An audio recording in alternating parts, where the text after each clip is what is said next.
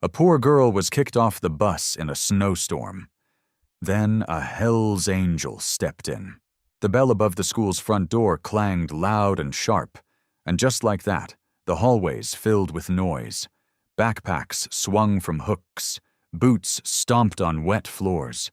Kids laughed and pushed past each other in a rush to get outside.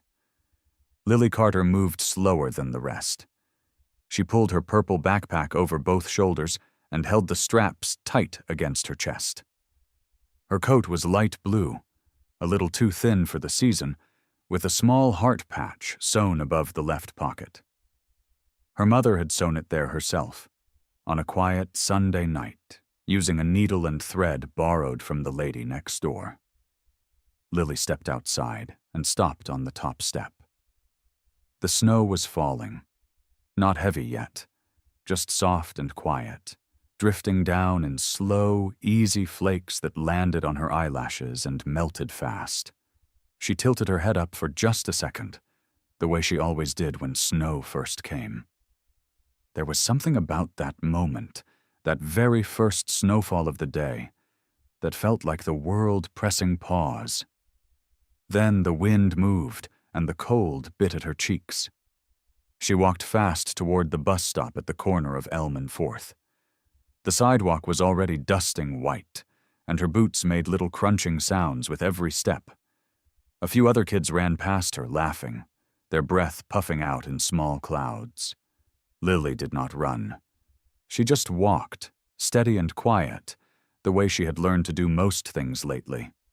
Before you continue listening, please let me know where in the world are you watching from today.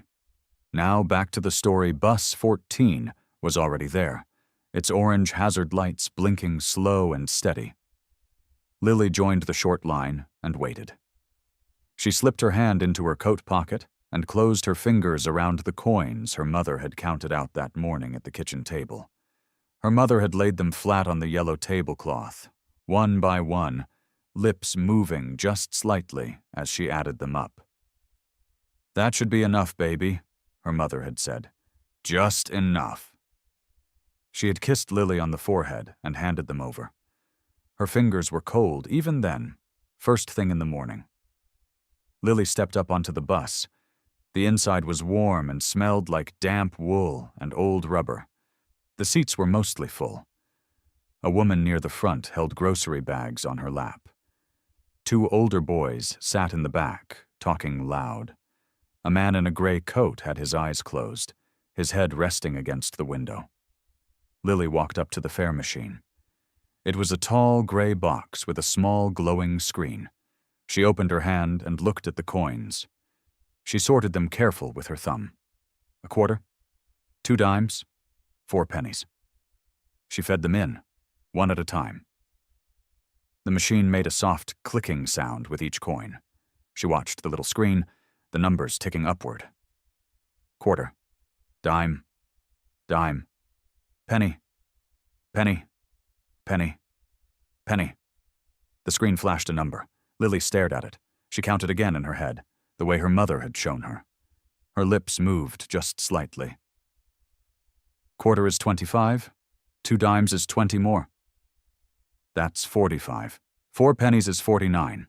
The fare was 55 cents. Her stomach dropped. She stood very still in front of the machine. The bus had already pulled away from the curb and was rolling forward through the snow. The doors were closed behind her. Outside the tall windows, the flakes were coming faster now, no longer soft and slow, but sharper, thicker, the sky turning the color of an old gray blanket pulled tight across the rooftops. Lily looked at the empty coin slot. She looked at her hand. It was empty too. She thought about the yellow tablecloth. She thought about her mother counting carefully, lips moving, so sure it was enough. Lily swallowed hard. The bus kept moving. The bus driver's name was Walt. He was a thick man with a wide neck and short gray hair buzzed close on the sides. He wore a navy blue uniform that had been washed so many times the color had faded near the collar. There were dark circles under his eyes. He had been driving bus 14 for 11 years, and today he was running 6 minutes late because of the snow, and his supervisor had already called him twice on the radio. Walt glanced up into the wide mirror above his seat. He saw Lily standing at the fare machine. He watched her for a moment, watched her small hands go still, watched her stare at the screen. Then he looked back at the road, squinting through the windshield as the wipers swept back and forth, struggling to keep up with the snow. At the next stop, 2 passengers stepped off. Walt pulled the brake and turned in his seat. "Hey," he said.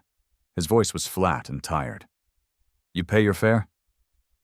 Lily turned around slowly. Her hands were clasped together in front of her. "I tried," she said. "I put in what I had." Walt looked at the screen on the fare machine. It was still showing the balance, 6 cents short. He let out a slow breath through his nose. 6 cents short isn't a paid fare, he said. "I know," Lily said quietly, "but it's all I had. My mom counted it this morning." "I don't doubt that." Walt rubbed the back of his neck. "But the rule is the rule. I can't let riders on without full fare. I get written up for that." A woman near the front shifted in her seat and glanced back at Lily. The man in the gray coat opened his eyes. One of the older boys in the back had gone quiet. "I can give her the 6 cents, the woman with the grocery bags said. She was already reaching into her coat pocket. Walt shook his head once. "Ma'am, I appreciate that, but we're behind schedule and I can't have the whole bus turning into a collection jar every time someone's short." The woman's hand stopped. She looked at him for a moment, then looked away. Lily did not cry. She just stood there, holding the straps of her backpack, her chin slightly lowered. Her boots were damp at the toes from walking through the snow outside. "There's a stop coming up in about a block," Walt said, turning back to the wheel. "I'll let you off there. You can call your mom from somewhere inside." "My mom is at work," Lily said. "Is there somewhere nearby you can go?" Lily looked out the window. The snow was thick now, coming down in heavy curtains that blurred the storefronts and streetlights into soft, shapeless smears of color. She did not recognize this part of the route. She had only ridden bus 14 a few times, always with her mother beside her. "I don't know," she said honestly. Walt's jaw tightened. He stared at the road ahead. The bus slowed to a stop at the corner of Birch and 9th. Walt pulled the lever and the doors folded open. Cold air rushed in immediately, sharp and biting. Snow swirled up off the sidewalk and drifted into the aisle. "This is your stop," Walt said. Nobody on the bus said anything. The woman with the grocery bags looked down at her lap. The man in the gray coat turned toward the window. The 2 older boys in the back were completely silent now. Lily stood still for just a second longer. Then she walked to the front of the bus, stepped down the 2 rubber-edged stairs, and put her boot into the snow. The doors closed behind her with a heavy thud. She turned and watched through the smudged glass as bus 14 pulled away from the curb, its red taillights burning dim and small in the white. The wind hit her full in the face, sharp as a slap. Snow filled the air in every direction. The sidewalk ahead of her disappeared into nothing but white. Lily stood there alone. The cold hit her all at once. Not just the wind. All of it. The snow landing on her face and melting into her cheeks. The wet seeping through the seams of her boots. The way the air hurt when she breathed it in, like swallowing something sharp. Lily turned in a slow circle on the sidewalk, trying to figure out where she was. The street sign on the corner said Birch and 9th. She stared at it for a moment, sounding out the words in her head. Birch. 9th. She had heard her mother mention Birch Street before, maybe once, but she could not remember why or what was on it. There were buildings on both sides of the road, but the snow was coming down so hard that she could only make out the closest ones. A dark storefront with a metal grate pulled down over the window. A brick wall with a faded painted sign she could not fully read. A streetlight buzzing orange above her head, its glow swallowed almost completely by the falling white. She looked left. She looked right. Everything looked the same. Her coat was a pale blue zip-up with a thin layer of filler inside. It had been her coat last winter, too, and the winter before that. The zipper still worked, but the fabric around the collar was worn thin, and the cold slipped right through it at the neck and wrists. She pulled the zipper as high as it would go and tucked her chin down into it. She thought about her mother. Her mother left for work at 6 in the morning. She worked at a laundry facility 3 towns over, pressing and folding other people's clothes for 8 hours straight. She did not get home until after 5, sometimes after 6.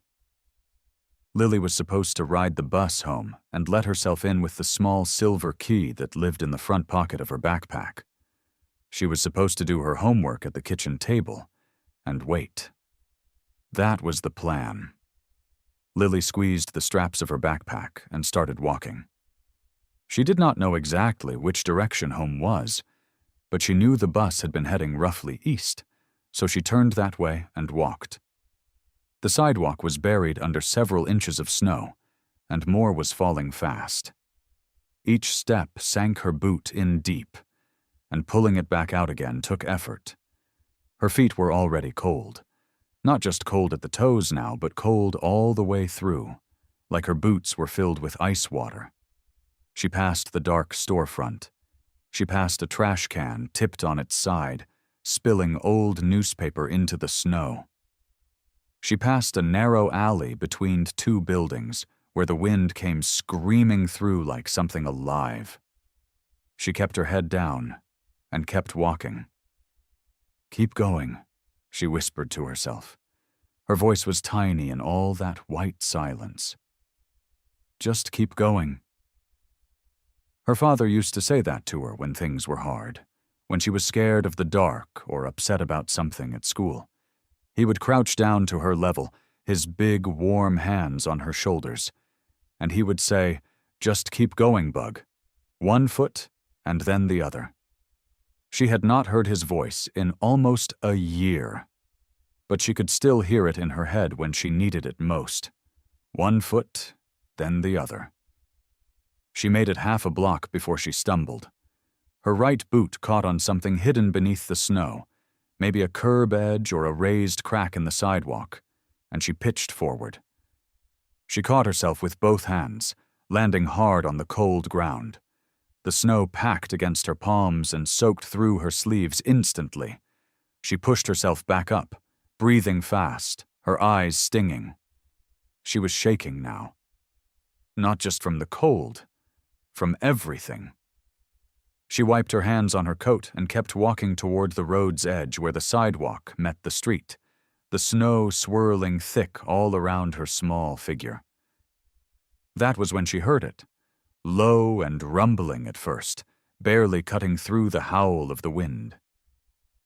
An engine, growing steadily louder, coming up the road from somewhere behind her. Lily spun around. The headlight was a single bright beam cutting through the snow, weaving slightly as the road shifted beneath it. The sound was deep and steady, a heavy rumble that she felt more in her chest than heard with her ears. It was a motorcycle. A big one. She stepped back instinctively, her heel finding the edge of the sidewalk curb. The motorcycle slowed as it got closer. It did not speed past the way the few cars had, throwing slush and cold air as they went. It slowed and pulled toward the side of the road, the engine dropping to a low growl, and then a rough, shuddering stop. The rider sat still for one moment. Then he swung his leg over the side and stood up. Lily's breath caught in her throat. He was enormous. That was the first word her brain gave her. Enormous. He stood well over 6 feet tall, with wide shoulders and thick arms that pulled at the sleeves of a heavy leather vest he wore over a dark flannel jacket. His boots were black and heavy, and crunched through the snow like it was nothing. His face was weathered, the kind of face that had spent a lot of years outside in wind and sun. He had a short, dark beard, going gray at the edges, and his dark eyes were fixed directly on her. The leather vest had patches on it. She could not read them all from where she stood, but she could see the colors and the bold, stitched lettering across the back as he had climbed off. She had never seen a man like him up close before. She took another step back. "Hey."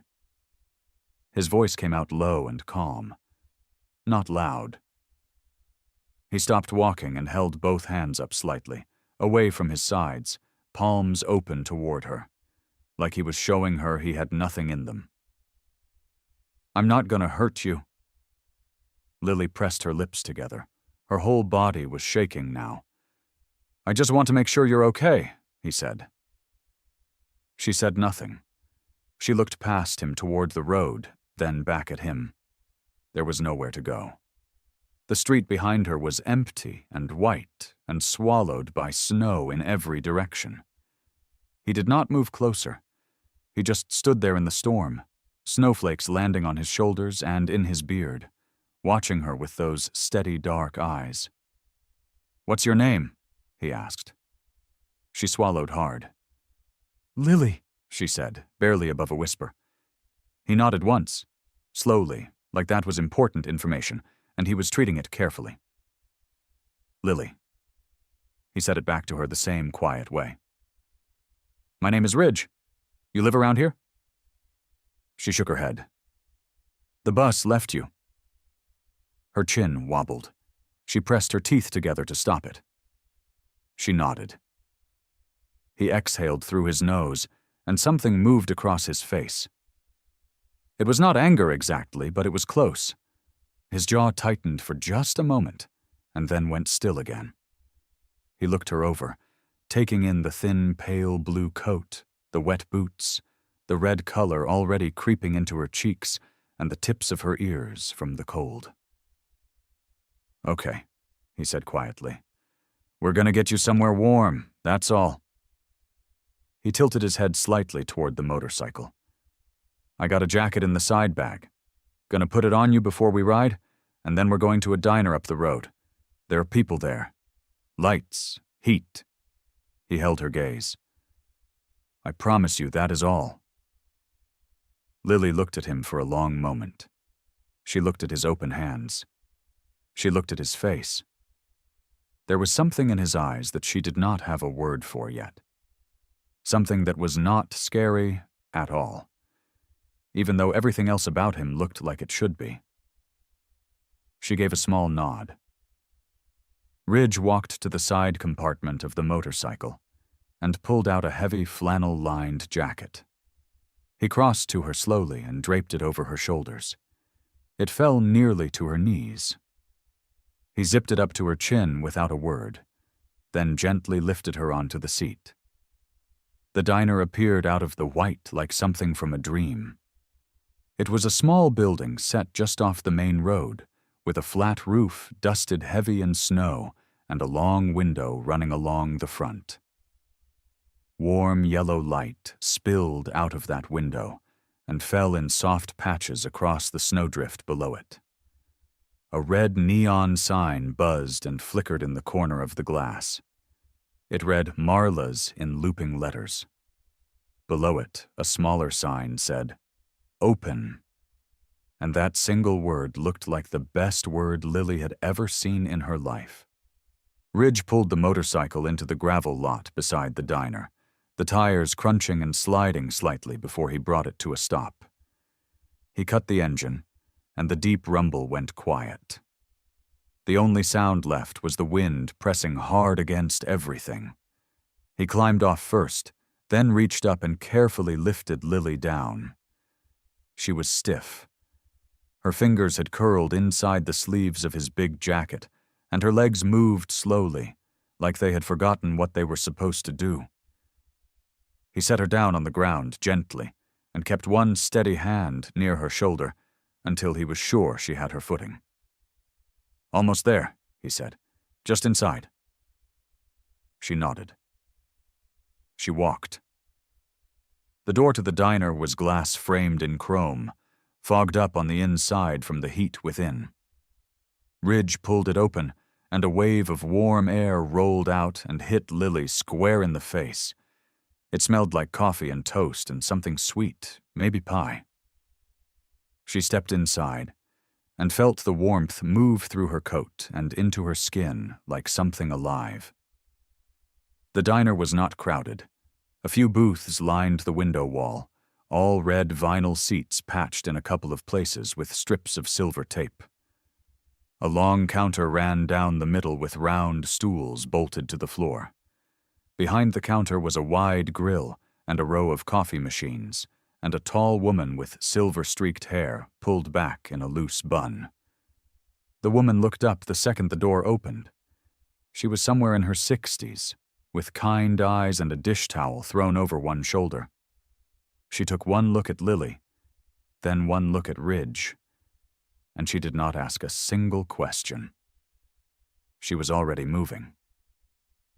"Oh, honey," she said, her voice warm and low, coming around the end of the counter without hesitation.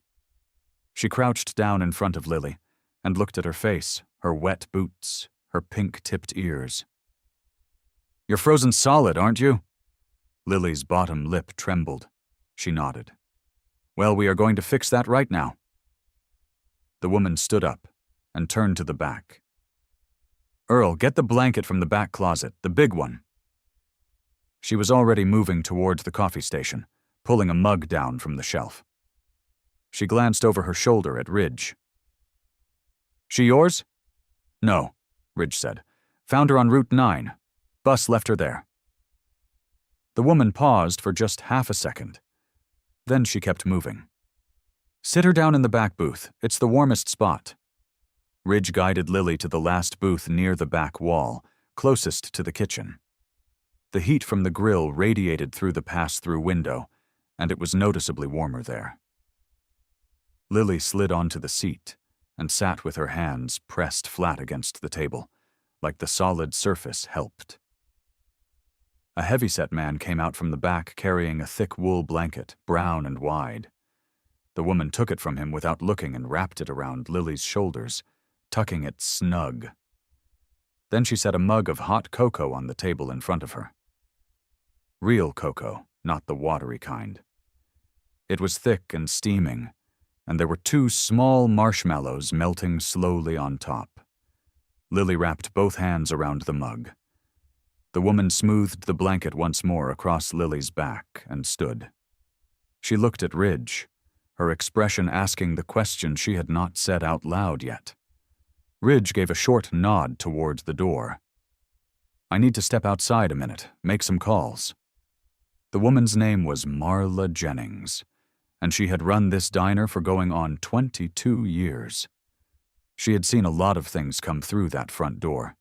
Truckers soaked through from rain, families stranded by flat tires, old men with nowhere warm to go.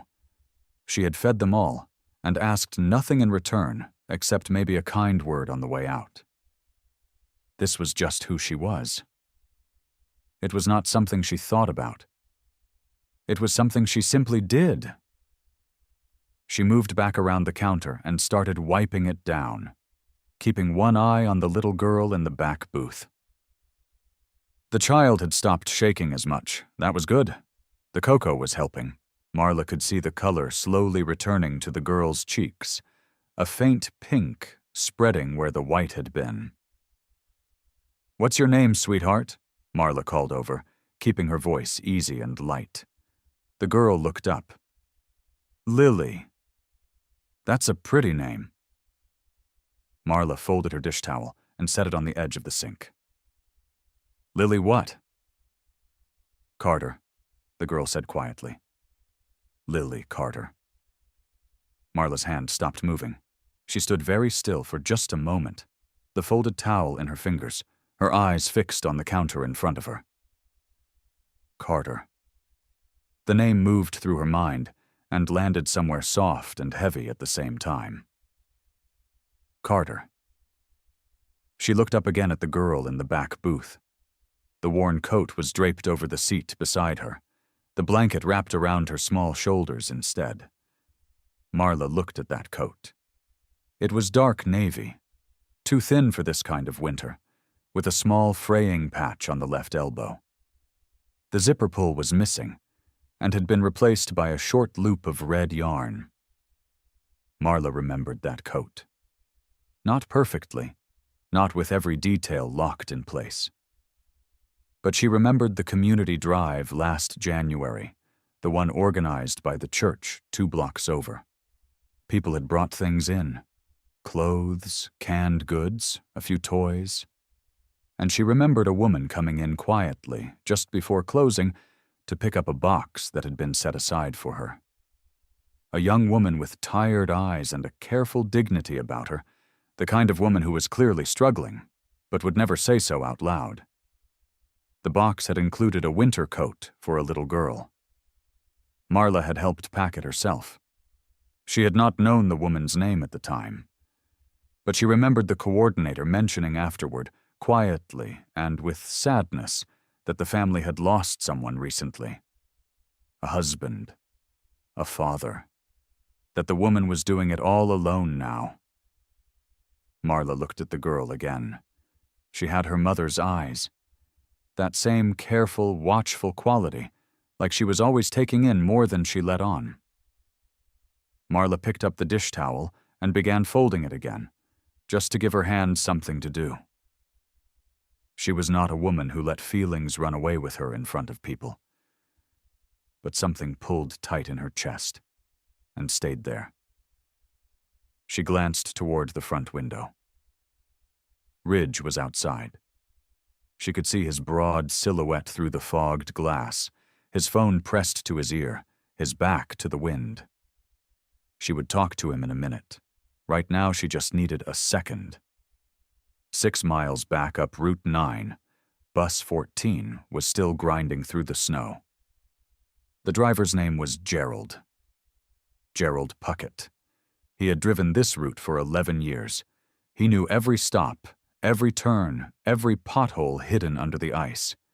He drove it the same way every day, the same way he did everything, by the book and on the clock. But his eyes were not on the road the way they usually were. He was thinking about the girl. Lily, she had said. He had not really listened when she said it. He had been focused on the meter and the schedule and the rule that said what it said. But now the name was sitting in the back of his head, and it would not move. Lily Carter. He tapped the steering wheel once with his thumb. Carter. That name. Where did he know that name? Night had come fast. It did that in winter. One moment the sky was a dull gray, and the next it was just black, pressing down on everything. The snow had not let up. If anything, it was coming harder now, the flakes thick and heavy, piling up against the diner windows in soft white drifts. Inside, Lily had finished her cocoa. Marla had brought her a grilled cheese sandwich without being asked, setting it down gently in front of her like it was the most natural thing in the world. The girl had eaten half of it slowly, carefully, like someone who had learned not to rush food. Marla watched her from behind the counter and felt that tight pull in her chest again. Outside, Ridge had finally come back in from the cold. He sat across the diner near the door, his big hands wrapped around a mug of black coffee. He had not said much since they arrived. That was fine. Marla had known quiet men before. She could read the difference between a man who was quiet because he had nothing to say and a man who was quiet because he was carrying something heavy. Ridge was carrying something heavy.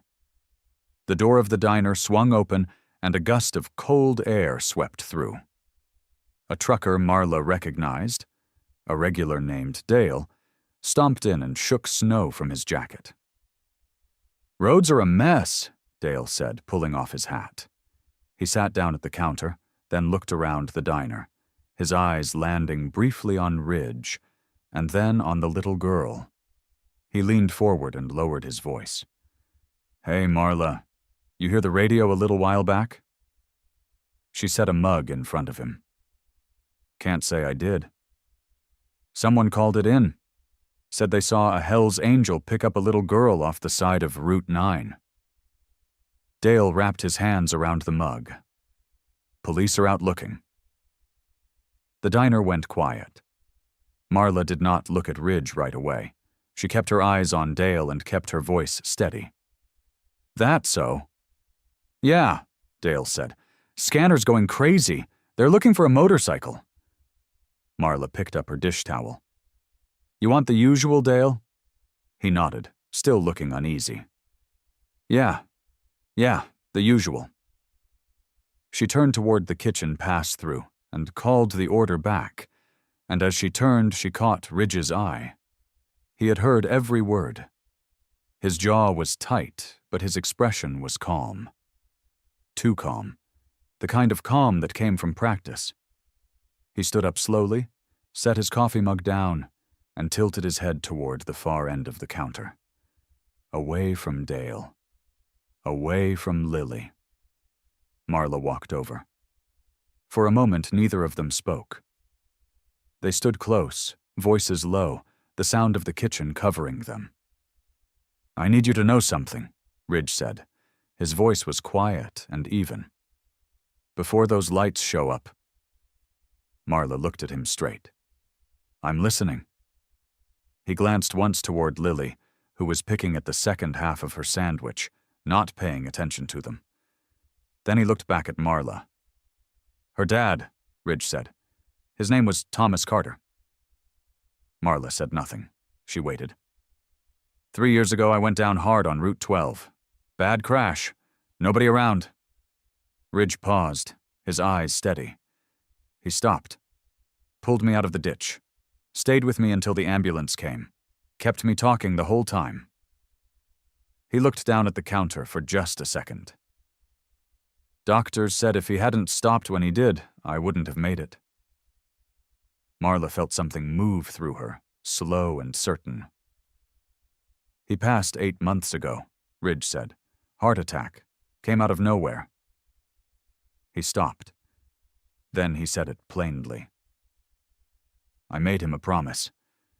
That if anything ever happened to him, I'd look out for his family. I've been keeping that promise." Outside, through the snow-covered window, red and blue lights swept silently across the glass. They were close now.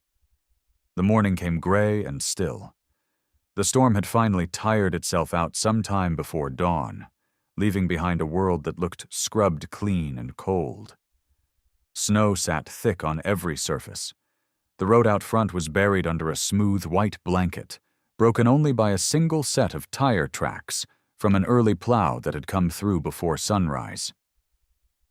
Inside the diner, Marla had kept the lights on all night. Lily had fallen asleep in the corner booth, curled up under 2 blankets with her worn backpack tucked under her head like a pillow. Marla had sat nearby, dozing in a chair, waking every hour or so to check the road and listen for sounds she wasn't sure she wanted to hear. Ridge had spent the night in the diner, too. The police had come the night before, and it had not been simple or clean. There had been questions, voices raised, radios crackling with static, but Lily had been awake for some of it, and she had told the officers clearly and without any wobble in her voice that Ridge had helped her, that he had been kind, that she had been scared of the snow, not of him. It had bought some time, but only some. Now, just past 8 in the morning, a white sedan pulled into the diner parking lot. It moved carefully over the packed snow, stopping close to the entrance. 2 people stepped out. A woman in a gray coat carrying a folder, and a man in a dark jacket with a badge clipped to his belt. Marla saw them through the window and felt her stomach drop. She looked over at Lily, who was just waking up. The girl blinked slowly, her hair messy from sleep, her eyes still soft and unfocused. She looked so small in that big booth.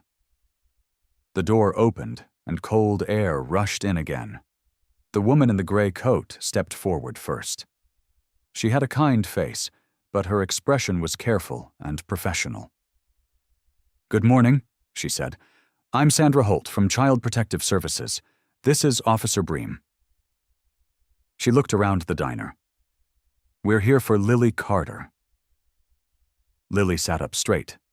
Her eyes moved from the woman to the man with the badge, and then to Marla. Something in her face shifted. Not panic, not yet. Just a careful, quiet fear. The kind a child gets when they understand something is happening, but not fully why. "Where's my mom?" Lily asked. Sandra Holt moved toward her slowly, the way you move toward something you don't want to startle. "Your mom knows you're safe, sweetheart. She's been notified. But right now we need to take you somewhere warm and looked after while the adults sort a few things out." "I'm already warm," Lily said. Her voice was small but steady. "Marla gave me blankets." Sandra crouched down to Lily's level. "I know, and that was very kind of her." She glanced briefly at Ridge, who stood near the counter, arms crossed, watching without moving. Then she looked back at Lily. "This is just for a little while, until everything gets figured out." Lily looked at Ridge. He met her eyes. His face was still, but there was something behind it. Something that looked like it cost him a great deal to keep in. "It's okay," he said. His voice was low and even. "Go with her." Lily's chin trembled. She climbed out of the booth slowly. Marla wrapped one of the blankets around her shoulders before Sandra could reach for Lily's coat. It was a small thing, but Marla needed to do it. She needed Lily to leave with something warm that had come from someone who cared. Lily walked to the door and stopped once. She turned around and looked back at Ridge one more time. He nodded at her. Just once. The door closed behind her. Through the frost-covered window, Marla watched the white sedan pull away through the snow. Lily's face appeared in the back window for just a moment, pale and small, her eyes wet and searching. Then the car turned onto the road and was gone. The child welfare facility sat on the edge of town, a plain two-story brick building with a flat roof and small windows. It looked like it had once been a school. Maybe it had been. There was a faded mural on the outer wall near the entrance, painted flowers and sunshine that the cold had cracked and dulled over the years. Lily sat in a small room on the second floor. The chair was plastic and orange. The table in front of her had a coloring book on it, still wrapped in plastic. Someone had placed a cup of apple juice beside it. She had not touched either one. She was watching the door. The drive over had not been fast enough. Lily's mother, Claire Carter, had gotten the call just before 7 that morning. She had been at the sink, still in her work uniform from the overnight shift she had just come home from. Her hands were wet. She had not even dried them before grabbing her keys. She drove with both hands tight on the wheel, leaning forward like getting closer to the windshield would make the car go faster. The roads were still rough from the storm. Twice the car slid on packed snow, and she corrected without flinching. There was no room in her right now for anything except getting to Lily. She had not slept. She had spent the night calling every number the police gave her, and getting careful, controlled answers that told her almost nothing. Safe. Being looked after. Pending evaluation.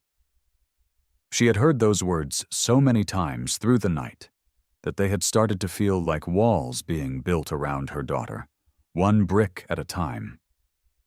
She pulled into the facility parking lot just before 9. She was out of the car before it fully stopped rocking.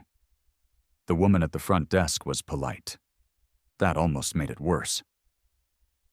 "I'm Claire Carter," she said, her voice tight. "My daughter is here. Lily Carter. She's 8 years old. I need to see her." "Of course," the woman said. "Let me get the case coordinator." Claire pressed both hands flat on the desk. "I just need to see my daughter." "I understand, Mrs. Carter. Just one moment." The wait was 4 minutes. Claire counted them. A man in a button-up shirt came through a side door and introduced himself as Mr. Delaney. He had a soft handshake and a practiced calm about him that Claire recognized immediately. It was the calm of someone who delivered hard news often enough that they had learned to package it gently. He walked her down a short hallway. He explained things as they moved. Words like protocol and investigation and standard procedure floated around her, but she only caught pieces of them. Then the door at the end of the hall opened, and Lily was there. She came out of that orange plastic chair like she had been launched from it. She crossed the room in seconds and slammed into her mother with everything she had, her arms wrapped tight around Claire's waist, her face buried against her coat. Claire dropped to her knees right there in the doorway. She held Lily with both arms, one hand cupping the back of her daughter's head, pulling her close, closer. She pressed her lips to Lily's hair and squeezed her eyes shut. "I've got you," she whispered. "I've got you, baby." Lily was crying. She was trying not to, but she was. Her small shoulders shook. They stayed like that for a long moment. Just the two of them on the floor of that plain little room, holding on. Then Mr. Delaney cleared his throat. Claire looked up. "Mrs. Carter," he said. His voice was still gentle, but something in it had shifted. "I'm afraid the visit today is supervised and limited. Given the ongoing investigation into the circumstances surrounding Lily's situation last night, we are not able to release her to your custody at this time." Claire did not let go of Lily. "What does that mean?" she asked. "It means Lily will remain in our care until the case is formally reviewed and cleared." He paused. "I'm sorry. I know this is difficult." Claire looked at her daughter's face. Lily's eyes were wide and glassy. She was gripping her mother's coat with both fists. "You have to leave her here?" Claire asked. Her voice cracked on the last word. Mr. Delaney nodded. "For now, yes." The room felt very small suddenly. Claire pulled Lily into one more tight hug, the kind that tries to say everything words cannot. Then, slowly, she made herself stand up. It was the hardest thing she had done since burying her husband. The police station was a small building on the main street of town. It had 4 holding rooms in the back, each one barely bigger than a closet. The walls were painted a greenish white that might have once been brighter. A single light buzzed overhead in the room where Ridge Callahan sat. His hands rested flat on the metal table in front of him. He was not handcuffed. They had made that clear, like it was a courtesy. He was here voluntarily, they said. For questioning. He had nodded and walked in ahead of them without being asked twice. His leather vest was still on. His boots were still caked with dried salt from the roads. He had not slept. He did not look nervous. He looked like a man who had learned a long time ago that patience was something you wore on the inside, where nobody could take it from you. Detective Angie Ruiz came in carrying a thin folder and a paper cup of coffee she did not offer to share. She was in her early 40s, sharp-eyed, with short, dark hair tucked behind one ear. She sat down across from Ridge and opened the folder without ceremony. "Mr. Callahan," she said. "Ridge is fine," he said. She looked up briefly. "Mr. Callahan." You were found last night at Marla's Diner off Route 9 with an 8-year-old girl who had been reported missing. She glanced at the page in front of her. Can you walk me through how that happened? Ridge leaned back slightly in his chair. I was riding Route 9, heading west. Snow was bad. I saw a small figure walking along the shoulder. I pulled over. You were riding a motorcycle in a blizzard, she said. It was not quite a question. I was. Why? He looked at her steadily. Because I had somewhere to be. Ruiz wrote something down. And the child? Lily Carter? You knew her? There was a pause, not a nervous one. The kind of pause a person takes when they want to say something right. I knew of her, Ridge said. I knew her father. Ruiz's pen stopped moving. She looked up. Her father passed away, correct? 8 months ago, Ridge said. Danny Carter. He died in a car accident on the I-78 overpass in March. The detective studied him. How did you know Danny Carter? Ridge looked down at the table for just a moment, then back up. About 4 years ago, I came off my bike on a rural stretch outside of Clover County. Bad spill. My leg was pinned under the frame. It was late. Not much traffic. He paused. Danny Carter stopped. He was the only one who stopped. He got the bike off me, kept me conscious, stayed until the ambulance came. Doctors told me later another 20 minutes, and I would have lost the leg. Might have lost more than that.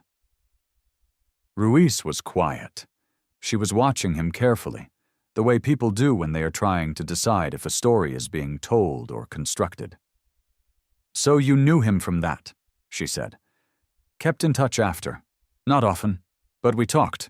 He was a good man. Ridge's voice was even, but something behind his eyes shifted slightly, like a door opening a crack before being held in place. Before he passed, he knew things were going to be hard for his family. He asked me to look out for them. I told him I would. Ruiz turned a page in the folder. Look out for them how? Quietly, Ridge said. That's not an answer. It's the truest one I have right now, he said. He was not being difficult. His tone said as much. He was simply being exact. Ruiz leaned forward and folded her hands on top of the folder. She looked at him for a long moment. The buzzing light filled the silence between them.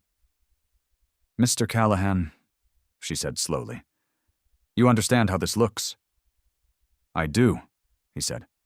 I've understood how I look most of my life. She held his gaze. She did not write anything down. By midday, the snow had stopped falling. The streets were white and still. Plows had cleared the main road, pushing gray slush up onto the curbs. The sky was the color of old dishwater, the kind of sky that made everything feel heavy. But inside Patty's hair salon on Birch Street, it was anything but quiet. I'm just saying what I heard, said Donna Marsh, watching her reflection in the mirror as the stylist worked through her hair. A man in a biker vest took a little girl off the side of the road. That's what Greta told me. Her nephew is on the force. The stylist, a young woman named Becca, met Donna's eyes in the mirror. I heard she was alone in the storm for a while, like really alone. That doesn't sound like she was taken. That sounds like she was abandoned first. Well, either way, Donna said, pulling her shoulders up. What is a grown man in a motorcycle gang doing picking up a child? You tell me.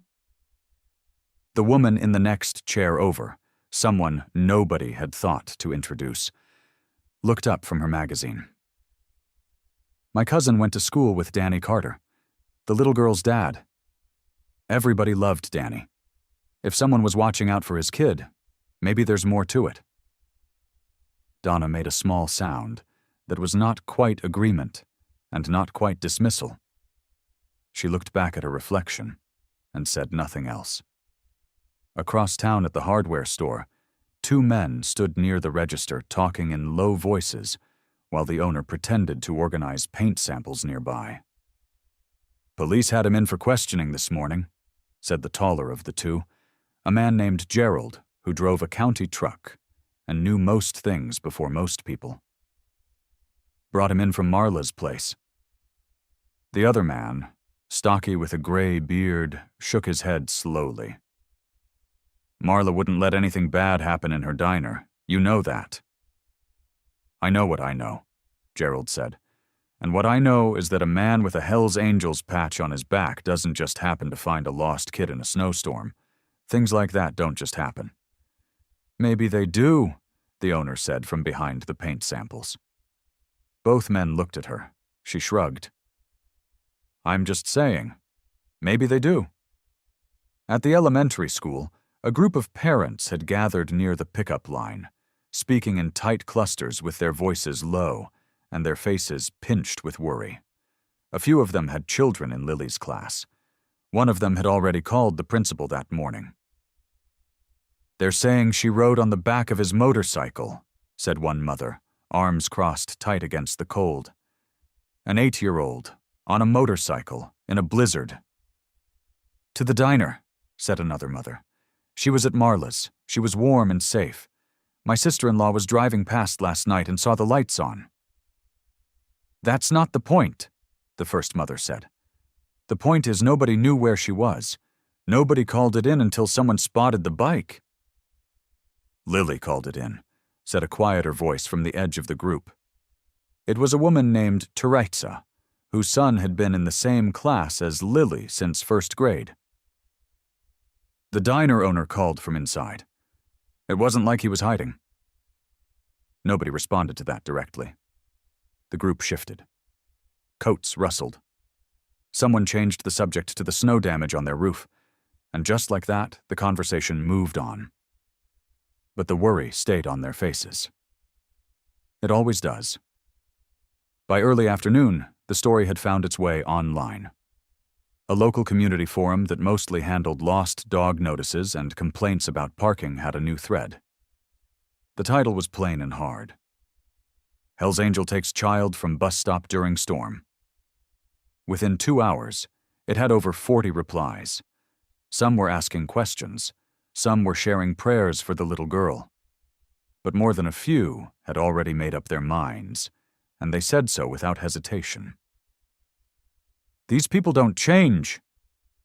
Lock him up and ask questions later. Why was he even out there? Nobody rides in a blizzard unless they're running from something. The thread kept growing, and with every new comment, Ridge Callahan became a little less of a man and a little more of a shadow. The diner was quiet in a way it never usually was. No sizzling from the kitchen, no coffee machine hissing, no boots scraping across the floor as customers settled into their usual spots. The lunch crowd had come and gone, and now the chairs sat empty. The afternoon light came in flat and pale through the big front windows, falling across tabletops that Marla had already wiped down twice for no reason, except that she needed something to do with her hands. She had been expecting them. When the 2 officers came through the door at 1:30, she was already standing behind the counter with a notepad in her apron pocket and a look on her face that said she was ready. "Mrs. Jennings?" the first officer said. He was younger, maybe 30, with a trim jacket and careful eyes. His partner was older and quieter, holding a small recording device and a clipboard. "That's me," Marla said. "You want coffee?" "We're fine, thank you," the younger one said. "We just have some questions about last night." "I figured." She came around the counter and gestured toward the big corner booth, the one with the best light. "Sit down. I'll tell you everything." They sat. The older officer clicked the recorder on and set it on the table between them. He said the date, the time, and both their names for the record. Then he nodded at Marla. She folded her hands on the table, and she began. "The man you're holding brought that child in here during the worst part of the storm," she said. Her voice was steady, clear. The voice of someone who had been behind a counter long enough to say hard things without flinching. She was soaking wet. Her boots were full of snow. Her lips were starting to go pale. Another 20 minutes out in that cold, and I don't want to think about what condition she'd have been in. The younger officer wrote something down. And what was the man's demeanor when he arrived? Calm, Marla said without hesitating. He carried her in carefully, set her down in that booth right there. She pointed toward the far end of the diner. He asked me for blankets and something warm to drink. He didn't make a scene. He didn't act strange. He acted like a man who had done the right thing and was just trying to make sure she was okay. Did he tell you who he was? Not right away. He stayed close to the girl for a little while, making sure she was settled. Then he stepped outside to make some calls. Marla paused. When he came back in, he told me his name. He told me about Danny Carter, about what Danny meant to him, about the promise he made. The older officer looked up from his clipboard. What exactly did he say about that? Marla took a slow breath. He said Danny Carter saved his life, said it plain, just like that, no fuss about it. He told me that after Danny passed, he made a promise to himself to look out for the family. He'd been doing it quiet for months, leaving things, checking in from a distance. She looked at the officer steadily. He wasn't hiding it from me. He was explaining himself because he knew how it looked. He knew people would see that vest and jump to conclusions. The younger officer leaned forward slightly. Mrs. Jennings, in your opinion, did the child appear to be frightened of him?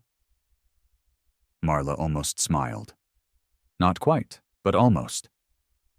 She fell asleep in that booth with her hand on the table about 3 feet from where he was sitting. Does that answer your question? Both officers exchanged a brief look. The older one reached over and stopped the recorder. He clicked his pen closed and tucked it into his jacket. We appreciate your time, Mrs. Jennings. This has been very helpful. Helpful enough to let him go? Marla asked. The younger officer stood and straightened his jacket. That's not something we're able to determine here, he said. The investigation is still ongoing. Marla looked at them both for a moment.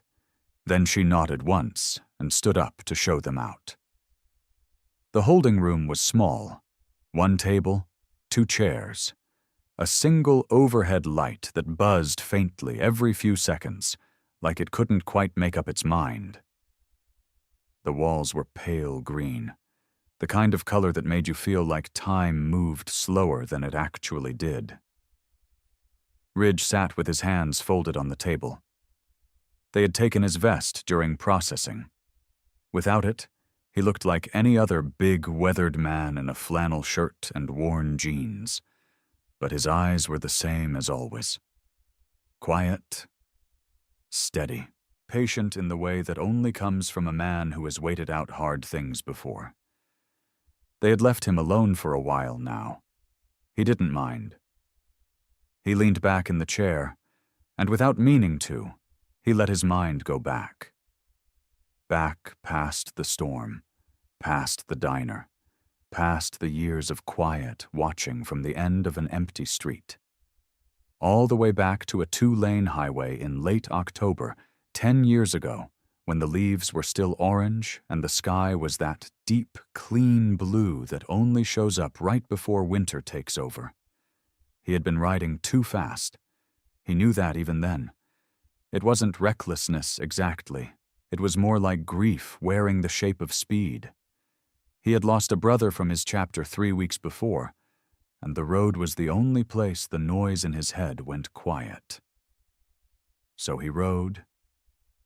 He rode long, and he rode hard, and on that particular stretch of highway just outside of town, something in the front wheel had let go without warning. The bike went sideways. Ridge went with it. He remembered the sky spinning, the sound of metal on asphalt, loud and grinding and wrong, the smell of rubber burning, and then nothing for a while. When he came back to himself, there was a man crouched beside him in the gravel. Not a big man. Medium build. Brown jacket. Dirt on his hands from where he had clearly scrambled down the embankment without thinking twice about it. He had already called 911. Ridge could hear the dispatcher's voice still coming faintly through the man's phone in his shirt pocket. "Hey," the man said. His voice was calm. Not fake calm, the kind people put on when they're scared but trying not to show it. Real calm, the kind that steadied you just by being near it. "Stay still. Help's coming. Just keep your eyes on me." Ridge kept his eyes on him. The man's name was Danny Carter. He sat there in the gravel on the side of that highway, and he talked to Ridge the whole time. Not about anything important. About the weather turning cold. About a pie his wife had made that weekend. About his little girl, who had just turned 4 and had recently decided that every meal needed to involve ketchup in some way. He talked and he talked, easy and unhurried, and the whole time he kept one hand firm on Ridge's shoulder. The paramedic said later that Ridge had 2 cracked ribs, a dislocated shoulder, and a gash on the back of his head that had bled more than it should have. They said that if he had moved the wrong way before help arrived, he could have done serious damage to his spine. Danny Carter had known that. He had kept him still and kept him present without making it feel like a crisis. After Ridge got out of the hospital, he found Danny through the phone number the man had left with one of the paramedics. They had coffee. Then they had it again the following week, and the week after that. They became friends. Real ones. The quiet, steady kind. 2 years later, Danny pulled him aside after one of those coffees. His voice was different that day. Lower. More careful. "I need to ask you something," Danny said. Ridge had looked at him. "Ask it." Danny folded both hands around his coffee cup. He looked out the window for a moment, then back. "If something ever happens to me," he said slowly, "will you watch out for my girls?" Ridge had not looked away. "Yeah," he said. "I will." And he had meant every word. The morning came in gray and cold. Lily's mother, Sarah Carter, had barely slept. She had sat in a plastic chair in the waiting area of the child welfare facility all night long, wrapped in her coat, her hands folded in her lap. A staff member had brought her a cup of coffee around midnight. It had gone cold without her drinking much of it. She had not wanted to leave. Even after they told her to go home and rest, even after they said there was nothing she could do until morning. She had stayed in that chair because leaving felt like giving up, and Sarah Carter did not give up. Not when her husband got sick. Not when the bills stacked up after he passed. Not ever. So she stayed. And the night stretched on. And now gray morning light was coming through the tall, narrow windows near the front desk, and the building was starting to wake up around her. A woman in a navy blazer came down the hallway with a clipboard tucked under her arm. Her name was Ms. Greer. She was the caseworker assigned to Lily's file. She was not an unkind woman, but she had the practiced look of someone who delivered difficult news regularly enough that she had learned to do it without flinching. "Ms. Carter," she said, stopping near the chair, "would you like to come speak with me for a moment?" Sarah stood up immediately. Her back ached. Her eyes were dry and tired. But she stood straight. They walked to a small side office just off the main hallway. Ms. Greer closed the door and gestured to the chair across from the desk. Sarah sat on the edge of it. She did not lean back. Ms. Greer set the clipboard down. She folded her hands on top of it and looked at Sarah directly. "I want to be honest with you," she said, "because I think you deserve that." "Please," Sarah said. Her voice came out quieter than she meant it to. "The investigation into the incident is still open. Until we have full clarity on all the circumstances surrounding your daughter's situation, including the events on the bus, and the involvement of the individual who transported her, We are required by protocol to consider all options for Lily's placement. Sarah blinked. What does that mean? Options? Ms. Greer held her gaze. It means that temporary foster placement is being considered as a possibility, just until everything is resolved. The room went very quiet. Sarah felt the words land somewhere deep in her chest. She pressed her lips together. Her hands, folded in her lap, tightened until her knuckles went pale. "She is my daughter," Sarah said. Each word came out careful and controlled, the way you speak when you are fighting very hard to stay steady. "She is my daughter, and she is safe, and she did nothing wrong." "I understand that," Ms. Greer said gently. "And I want you to know, this is not a decision. It is a consideration. We are still working through the details, but I would not be doing my job if I didn't inform you of where things stand." Sarah nodded once. She looked down at her hands for a moment, then back up. Her eyes were bright, but she did not let the tears fall. "Can I see her?" she asked. "Yes. We have a supervised visit scheduled for this morning. She's just down the hall." The room where Lily was staying had 2 small beds and a window that looked out at a parking lot dusted with leftover snow. Lily was sitting on the edge of the nearest bed, still in the clothes she had slept in. Her backpack was on the floor beside her feet. She heard voices in the hallway before the door opened. She recognized her mother's voice right away. Low and steady, but with something underneath it, something tight. She heard another voice, too. "Ms. Greer's!" The words came through the door in pieces, not all of them, but enough. Foster placement, temporary, until everything is resolved. Lily's face went still. Her hands gripped the edge of the mattress. Her eyes filled up slowly, the way a glass fills when someone isn't being careful with the pour. The police station on Grover Street was not a big building.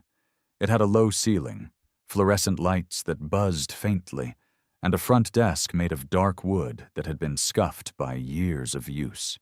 A small artificial Christmas tree sat in the corner near the window, half decorated, with a string of lights that blinked unevenly. Gerald Potts had driven past this building 100 times in his life without ever walking through the front door. He walked through it now. He was still in his transit uniform. The dark blue jacket with the city logo on the chest. The matching cap he always kept straight out of habit. He had come directly from the depot after his morning check-in. He had not slept much either. He stood at the front desk and waited until the officer on duty looked up. "I need to talk to someone," Gerald said. "About the girl. The little girl from yesterday. The one in the news." The officer studied him for a second. "Are you a witness?" Gerald pulled off his cap. He held it in both hands in front of him. "I'm the driver," he said. "Bus 14. I'm the one who put her off." They brought him to a small room with a table and 3 chairs. A detective named Owens came in a few minutes later with a notepad and a paper cup of coffee he set on the table without offering one to Gerald. He was a trim man in his 40s with close-cropped gray hair and a calm, measuring way of looking at people. He sat down across from Gerald and opened the notepad. "You came in on your own," Owens said. It was not really a question. "Yes, sir," Gerald said. "Why now?" Gerald looked down at his cap. He turned it once in his hands. "Because I couldn't keep driving like nothing happened. I've been up all night thinking about it. About her face when those doors closed." Owens let that sit for a moment. Then he clicked his pen. "Tell me what happened, from the beginning." Gerald told him. All of it. He laid it out plain and straight, the way he had been running it through his head since the red light the night before. Lily had boarded the bus at the elementary school stop. She had been short on her fare by a small amount, A few cents. He had given her a moment to come up with the difference. She couldn't. He had told her she would have to get off at the next stop. She had cried. She had asked him not to. The other passengers had gone quiet. He had followed protocol. He said that last part slowly, like the words tasted wrong in his mouth. "Protocol," Owens repeated, writing. "That's what I told myself," Gerald said. "I was running 7 minutes behind. I've had complaints filed for holding up the route. The company has rules, minimum fare, no exceptions." He paused. "I told myself it wasn't my fault." "But," Owens said. "But she was 8 years old," Gerald said. "And it was snowing." Owens wrote something. He flipped back a page and looked at his notes. "At the time you removed her from the bus, what was the weather condition?" "Heavy snow. Visibility was dropping." "Did you observe any adult or guardian in the area when she exited?" "No." "Did you contact dispatch or emergency services after leaving her at the stop?" Gerald was quiet for a beat too long. "No," he said. "I didn't." Owens set his pen down. He looked at Gerald without expression. Not angry, not sympathetic, just steady and direct. "Mr. Potts," he said, "I want you to understand something. You're coming in here voluntarily. That matters.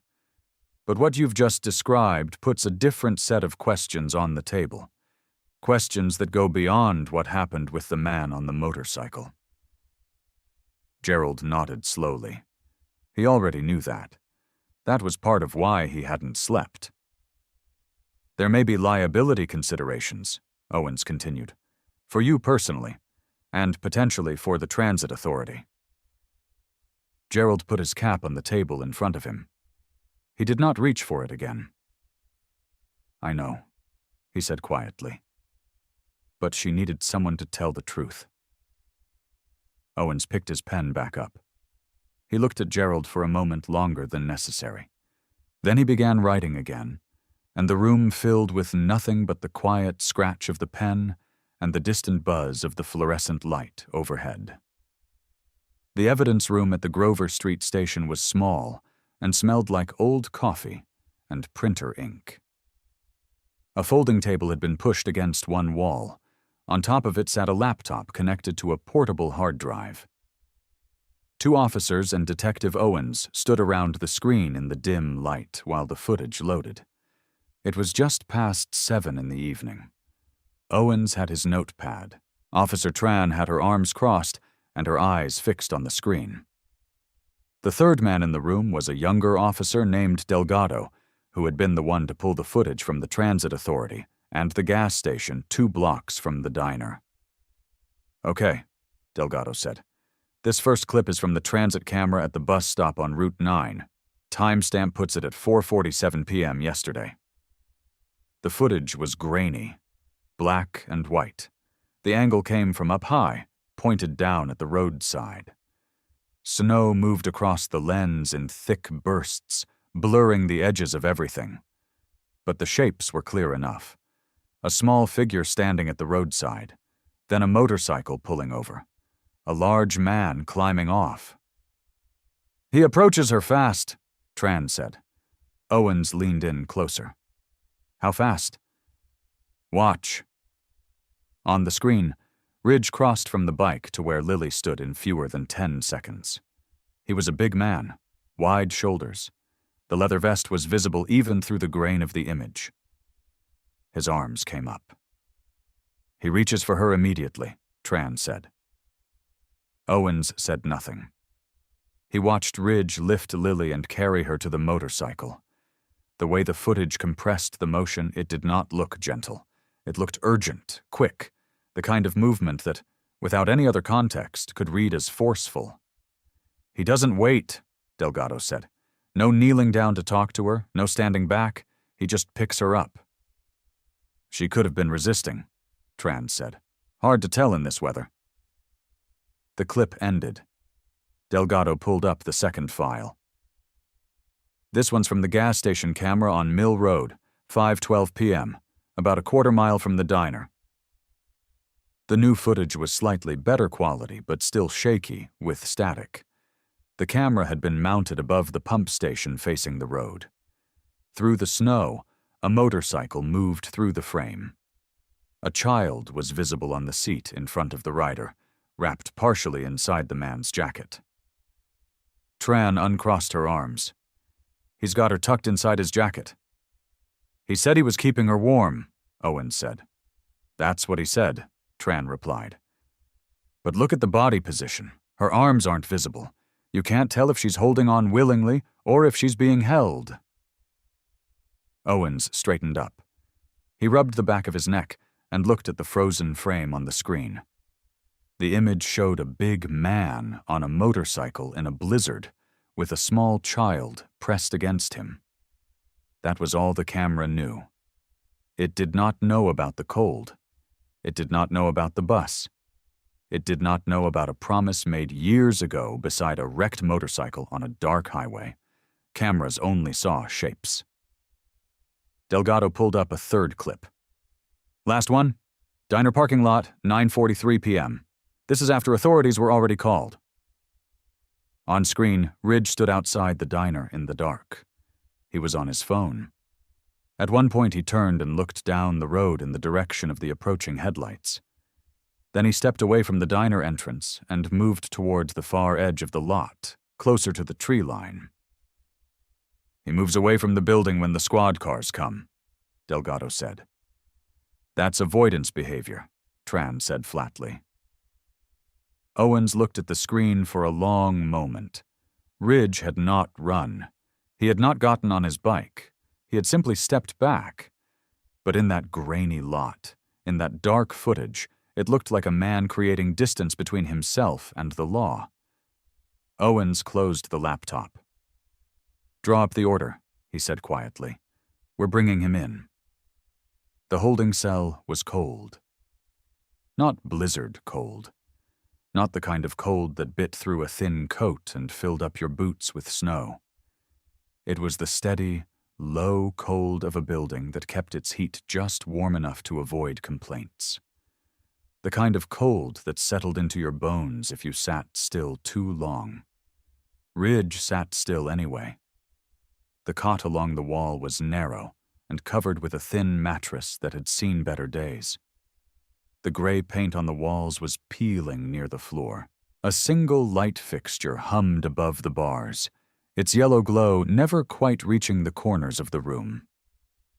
Ridge sat on the edge of the cot with his hands folded between his knees.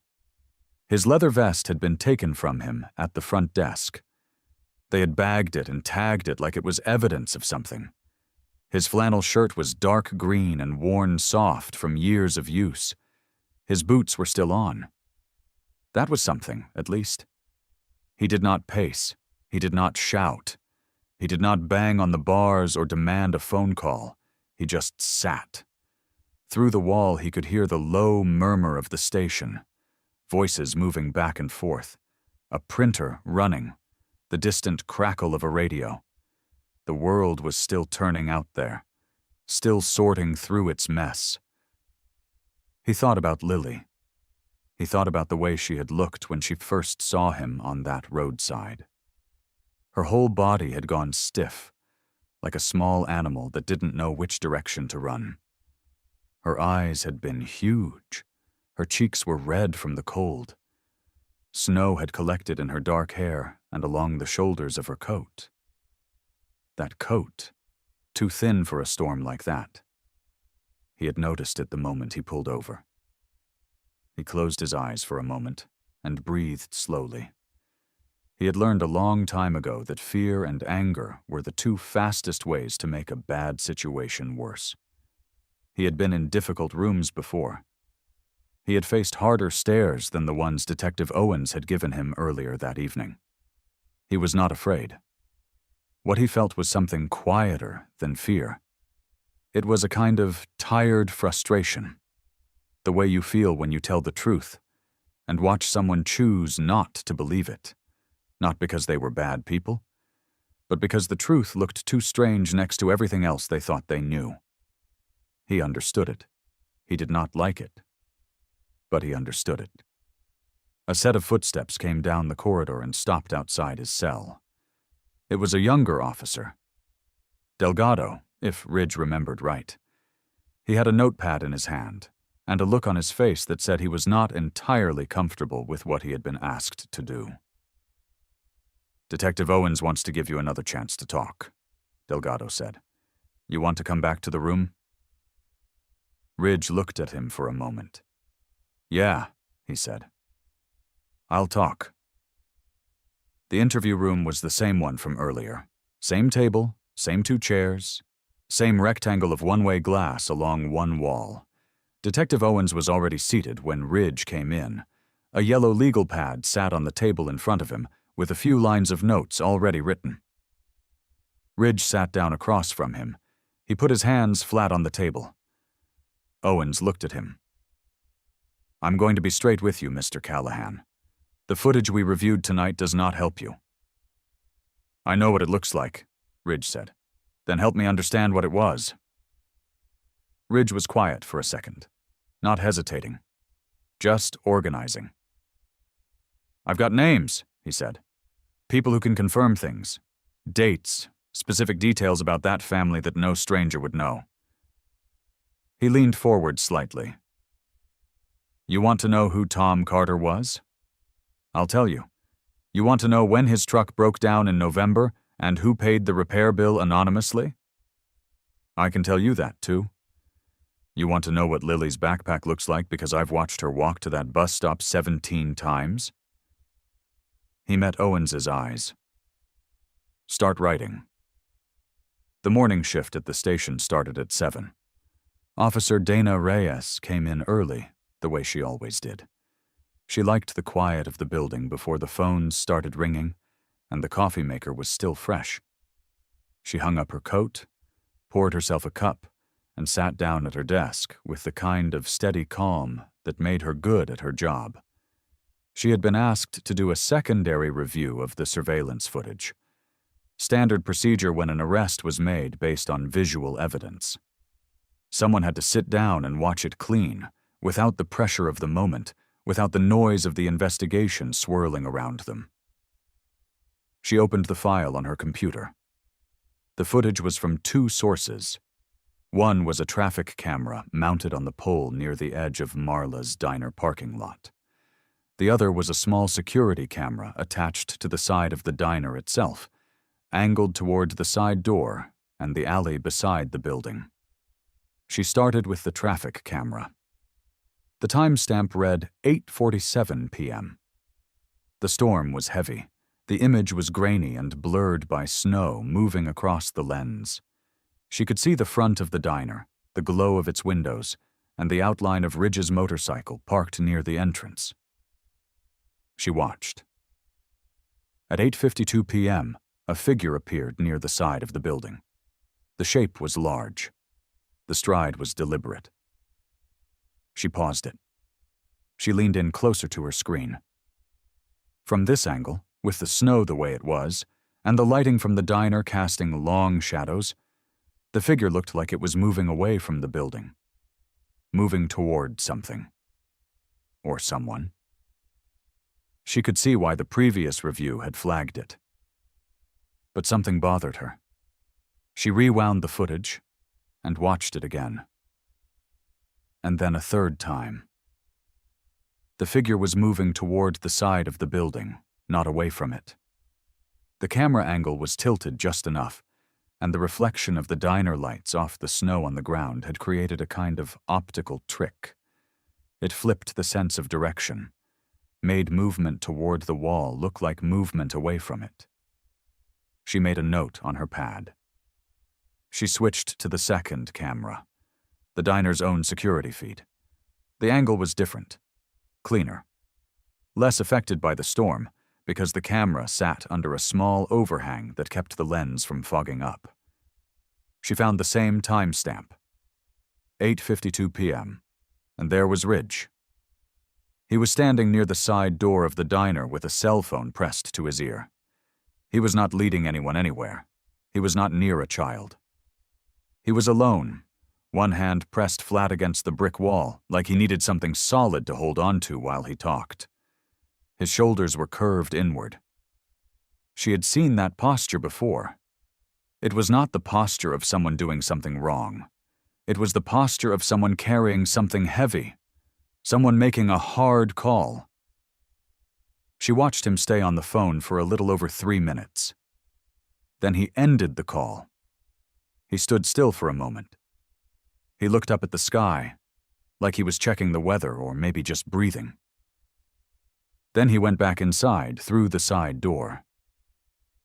That was it. That was the whole thing that had been flagged as suspicious. Dana leaned back in her chair.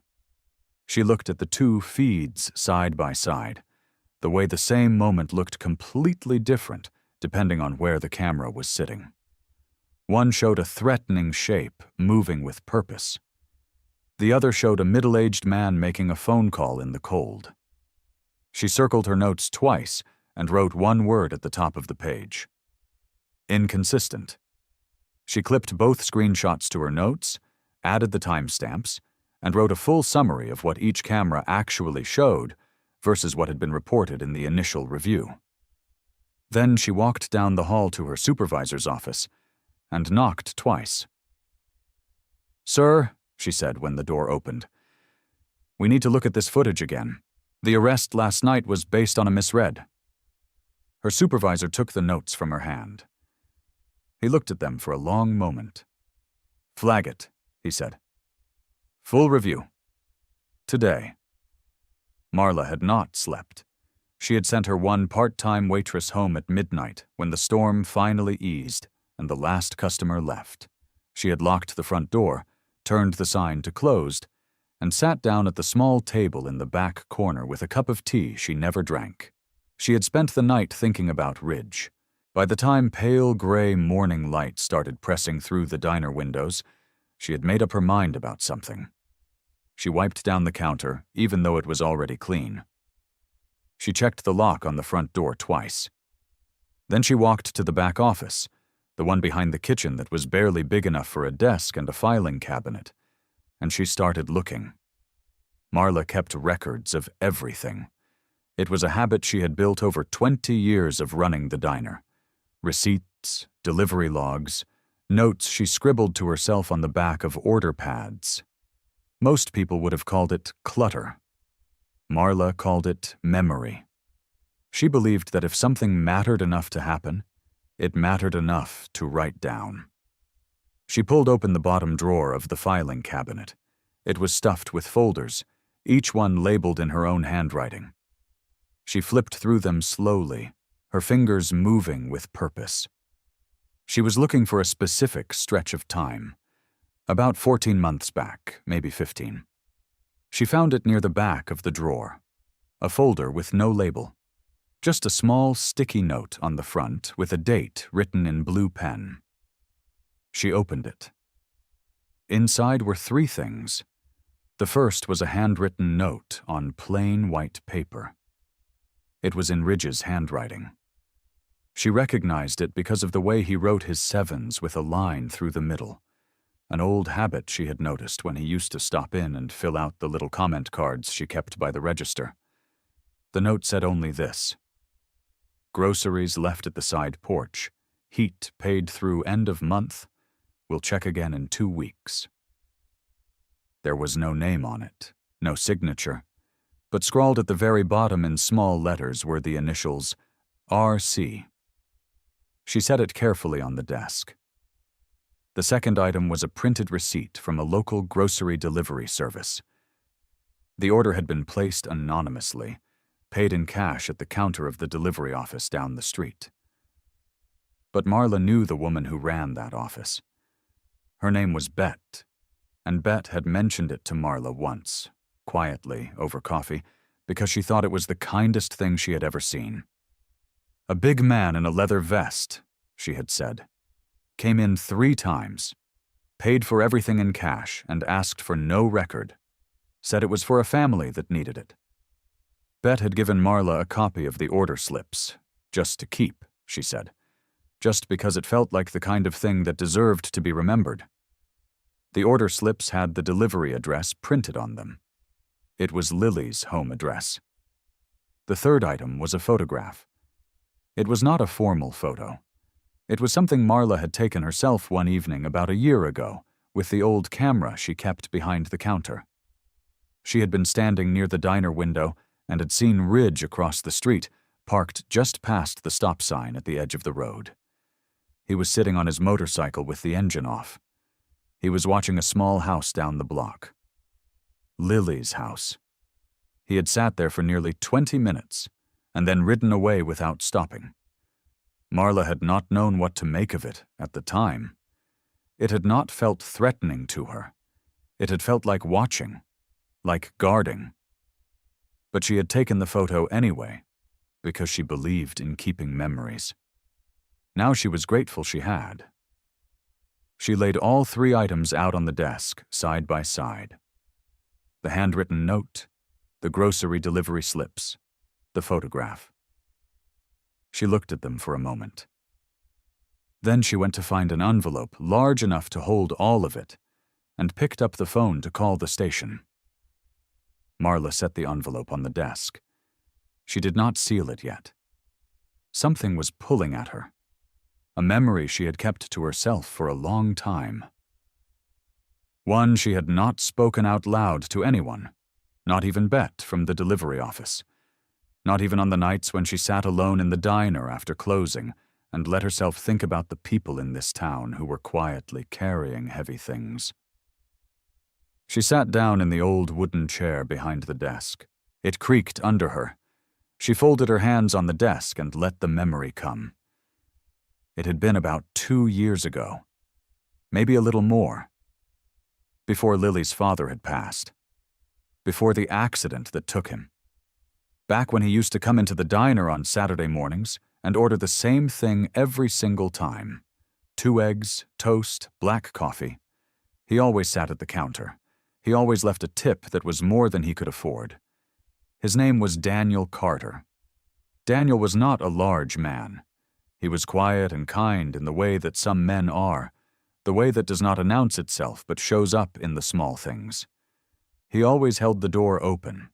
He always asked Marla how her week had been, and actually listened to the answer. One Saturday he had not come in alone. Ridge had walked in beside him. Marla had noticed it immediately because the two men looked like they had no business being friends. Daniel was soft-spoken, a factory worker in a worn flannel shirt. Ridge was broad-shouldered and leather-clad, with tattoos climbing up both forearms and a jawline that looked like it had been chiseled out of something hard. But they had sat down together at the counter like two men who had known each other a long time, easy and comfortable, not needing to fill the silence with noise. Marla had poured the coffee and kept herself busy nearby. She had not been trying to listen. But the diner was small, and the morning was quiet, and the words carried. Daniel had pushed a folded piece of paper across the counter toward Ridge. Ridge had looked at it, but had not picked it up right away. "You don't have to do this," Ridge had said. "I know I don't," Daniel had replied. "That's why I'm doing it." Ridge had looked at the paper for a long moment. Then he had picked it up and folded it once more and pressed it flat against the counter with the palm of his hand. "If something ever happens to me," Daniel had said, his voice low and steady, "I need to know they're going to be okay. Sarah can't do it all by herself, and Lily is so little." Ridge had not said anything for a moment. Then he said, "Nothing's going to happen to you." Daniel had smiled at that. A small, sad kind of smile, the kind that knows something the other person does not want to know yet. "Maybe not," Daniel said, "but if it does." Ridge had picked up his coffee cup. He had held it with both hands the way a person does when they need something solid to hold on to. "If it does," Ridge said quietly, "I'll be there. You have my word." Daniel had nodded once. He had not said thank you. He had not needed to. Marla had moved to the other end of the counter and pretended to organize the sugar packets. Her eyes had been stinging in a way she did not want to explain to either of them. She had never told anyone what she heard that morning. Now she reached into the desk drawer and pulled out a fresh sheet of paper. She wrote down everything she remembered, the date as best she could recall it, the words she had heard, the paper Daniel had handed to Ridge. All of it. She signed her name at the bottom and set it with the other documents in the envelope. It was not just evidence of a rescue. It was evidence of a promise kept. The courtroom was small. It was the kind of room that felt even smaller when it was full of people holding their breath. The ceiling was low. The wooden benches were old and worn smooth from years of people sitting on them with heavy hearts. A single window on the far wall showed a pale gray sky outside, the kind of sky that came after a storm had finally passed and left everything quiet and still. Ridge sat at the defendant's table in the same clothes he had been wearing when they brought him in. His leather vest was gone. They had taken it. He wore a plain, dark shirt and sat with his hands folded on the table in front of him, his back straight, his face calm. He did not look angry. He did not look afraid. He looked like a man who had decided a long time ago that he would not apologize for who he was, and he was not about to start now. His court-appointed attorney sat beside him, a younger man named Garrett who kept shuffling papers and clicking his pen. Lily's mother, Sarah, sat in the front row of the gallery. Her hands were clasped tight in her lap.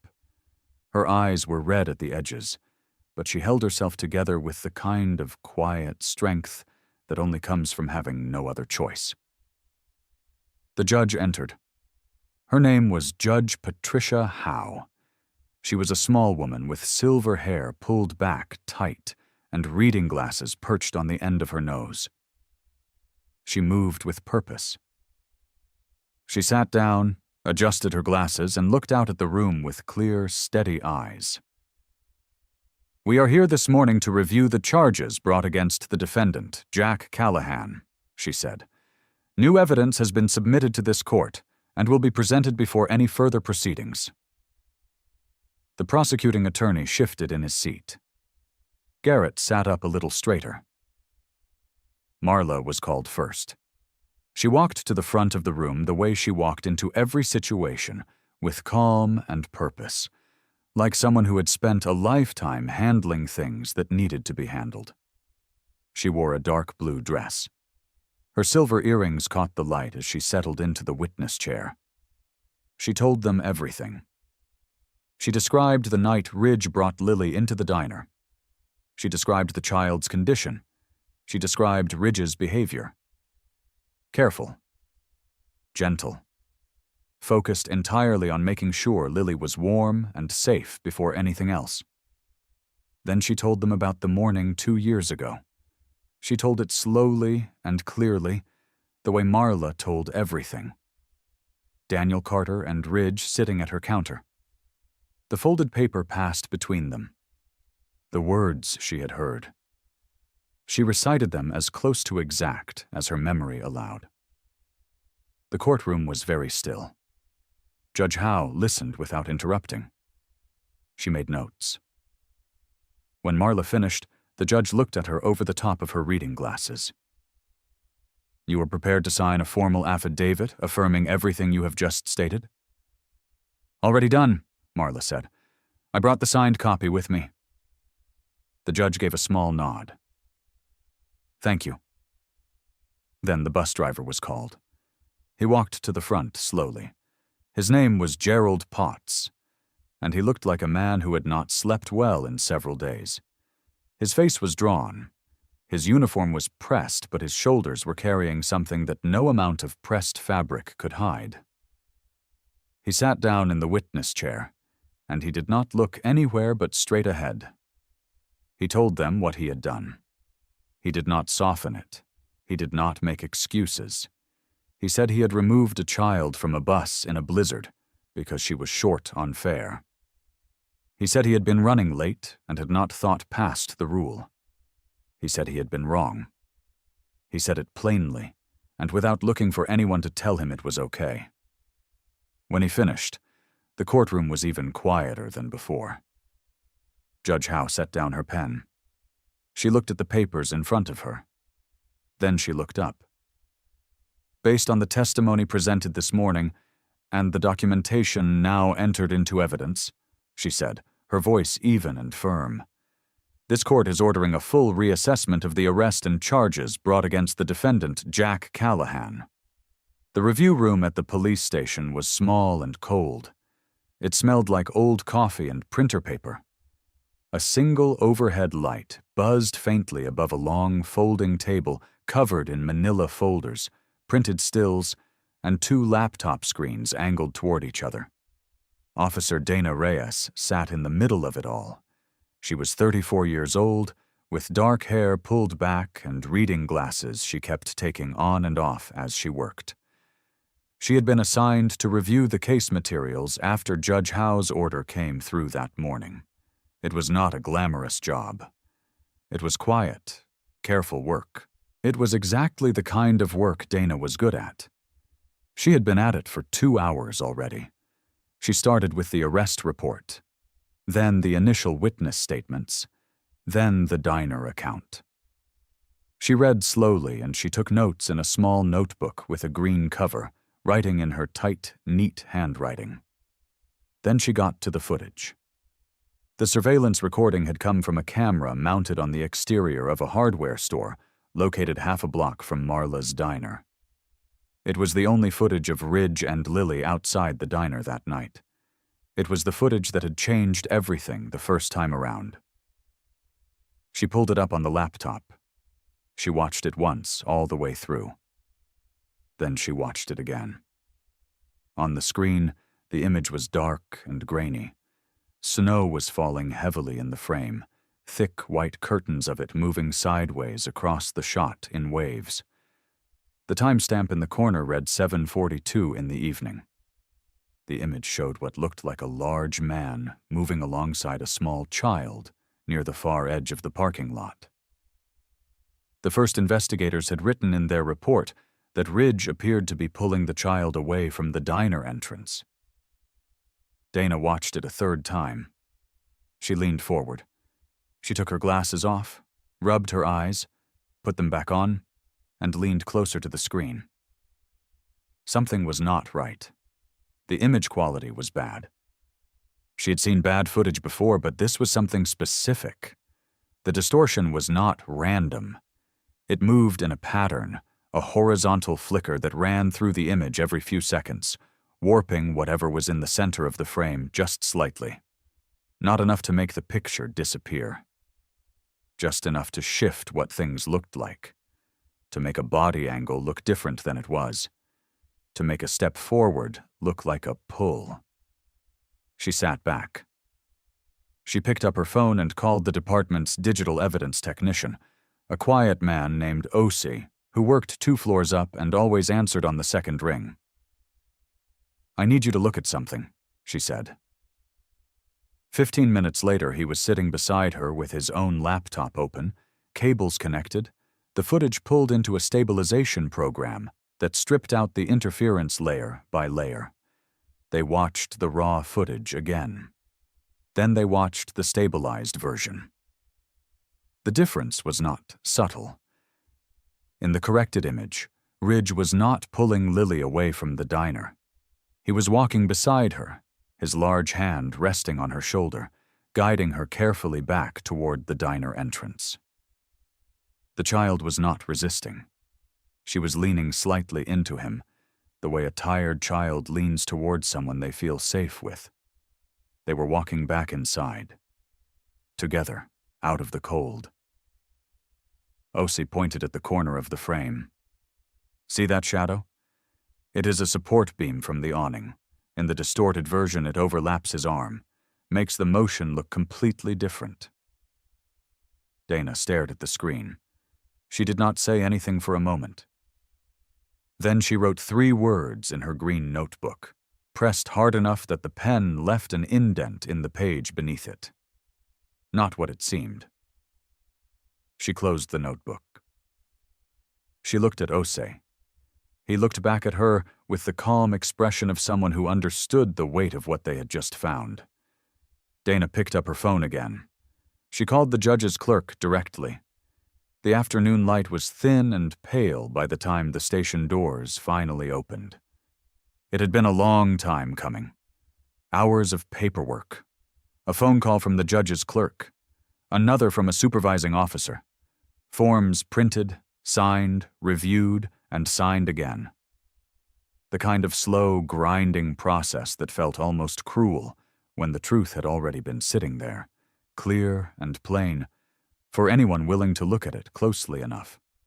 Ridge stood in the hallway just inside the front entrance of the station, waiting for the last form to be processed at the front desk. He had his leather vest back, his keys, his wallet, everything they had taken from him when they brought him in. He looked the same as he always did. Big shoulders, weathered face, steady eyes that did not give much away. But his hands were not entirely still. He pressed them flat against his thighs, one at a time, and breathed slowly through his nose.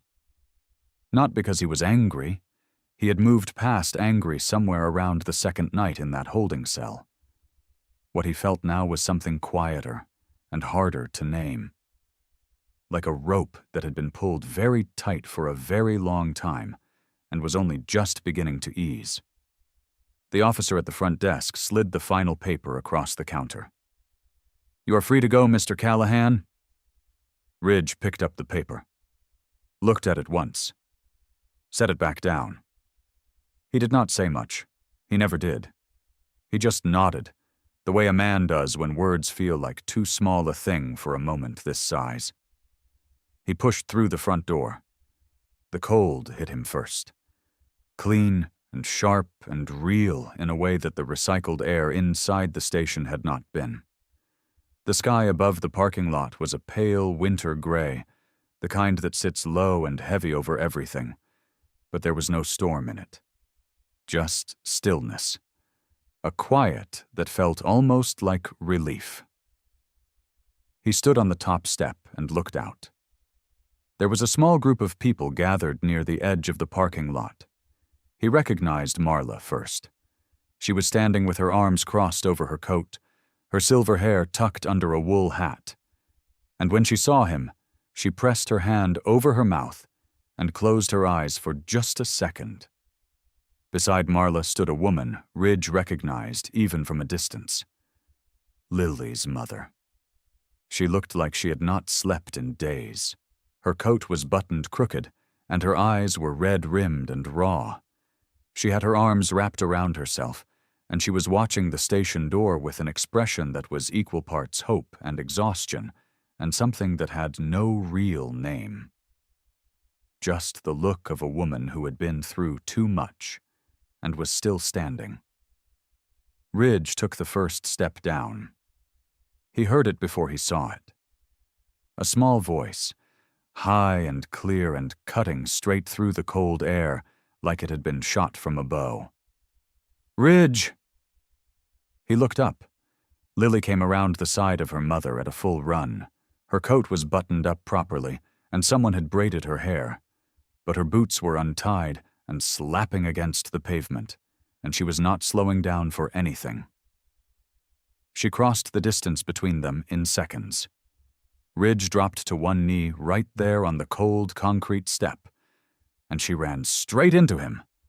Her arms went around his neck, and she held on with everything she had, her small fingers gripping the back of his leather vest, her face pressed hard into his shoulder. He wrapped both arms around her.